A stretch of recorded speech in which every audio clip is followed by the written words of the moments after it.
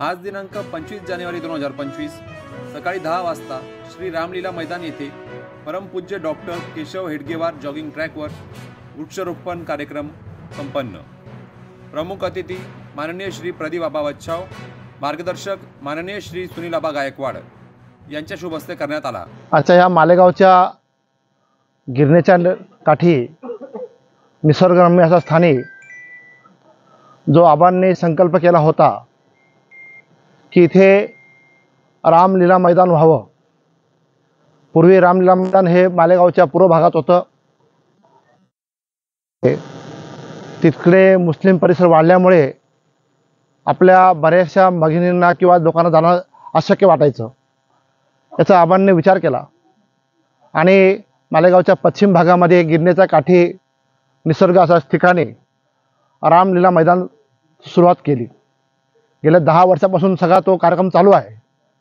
पण ते सगळं चालू असताना त्यांनी आणखी एक अधिक असं केलं की या निसर्गरम्य स्थानी लोकांना इथे एक विसावा म्हणून येता यावं, लोकांना व्यायाम करता यावा आणि इथे चांगलं एक ठिकाण त्यांनी निवडलं आणि या ठिकाणी त्यांनी जॉगिंग ट्रॅक सुरू केला।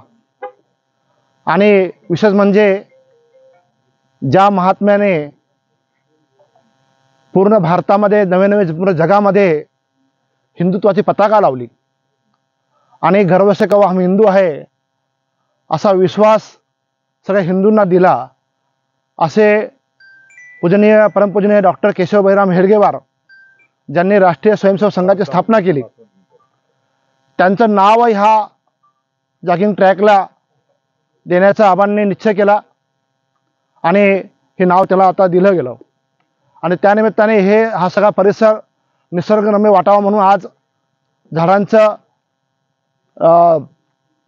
लावण्याची सुरुवात आज आमच्या हस्ते करण्यात आली।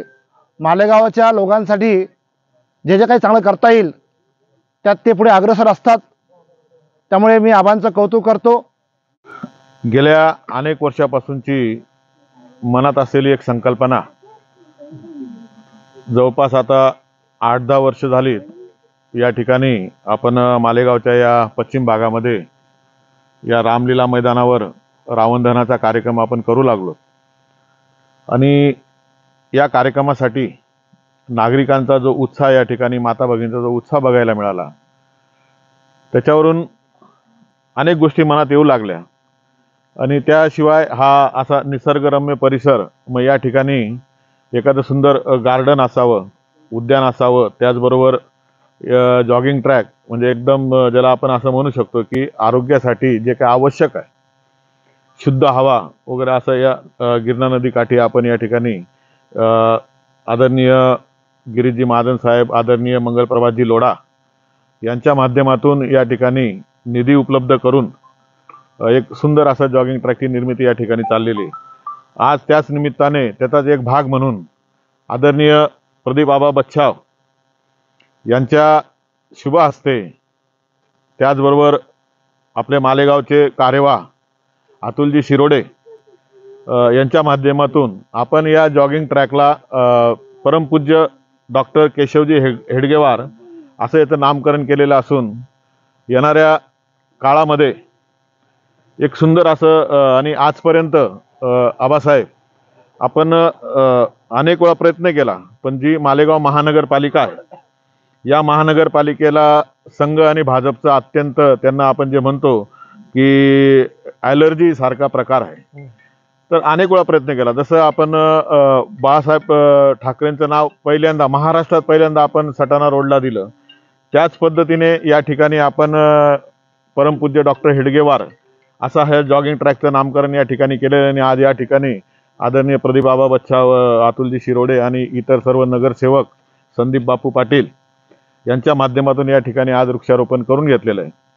आणि येणाऱ्या काळात असं एक आणखी एक गार्डन डीकेकडे आपण करतोय, ते फक्त महिलांसाठी। त्या उद्यानाला सुद्धा आपण भारत माता महिला उद्यान व जिमखाना असं त्याचं नामकरण आपण केलेलं आहे। आणि ही जी नावं आपण देतो आहे, याच्या आधी या ठिकाणी मालेगाव शहरामध्ये कोणी असा या ठिकाणी प्रयत्न केलेला नाही। एक मी हाडाचा स्वयंसेवक असल्या कारणाने माझ्या मनात ह्या सगळ्या गोष्टी आल्या आणि ह्या पद्धतीने जी संस्कृती आहे ती जपली जाईल. त्याचबरोबर जे आदर्श पुरुष होऊन गेलेले आहेत त्यांचं सातत्याने आपल्या मनामध्ये कायम त्यांच्या स्मृती आपल्या समोर राहतील असा या सगळ्याचा मागचा उद्देश आहे. आणि आज भगवंत कृपेने या ठिकाणी आणि अनेक जसं जयकुमार रावळ साहेब असतील, गिरीशजी महाजन, मंगलप्रभाजी लोढा, इथं आणखी अशी बरीचशी कामं आहेत. अजूनही सहकार्य त्या ठिकाणी आपल्याला लागणार आहे आणि निश्चितच या मंत्री महोदयांनी आपल्याला त्या पद्धतीचं आश्वासन या ठिकाणी दिलेलं आहे. आणि एक सुंदर परिसर या गिरणाकाठी निर्माण करण्याचं जे एक स्वप्न आहे त्याची ही सुरुवात आहे असं आपण म्हणू. आणि आपण सगळे एकदम शॉर्ट नोटीसवर सर्व कार्यकर्ते या ठिकाणी आपले समितीचे माजी अध्यक्ष क्रांती पाटील, शरद बच्छाव, सर्व नगरसेवक या ठिकाणी उपस्थित राहिले. या सगळ्यांचं या ठिकाणी समितीच्या आणि एकता मंडळाच्या वतीने या ठिकाणी आभार व्यक्त करतो आणि थांबतो. जय हिंद, जय महाराष्ट्र, जय श्रीराम.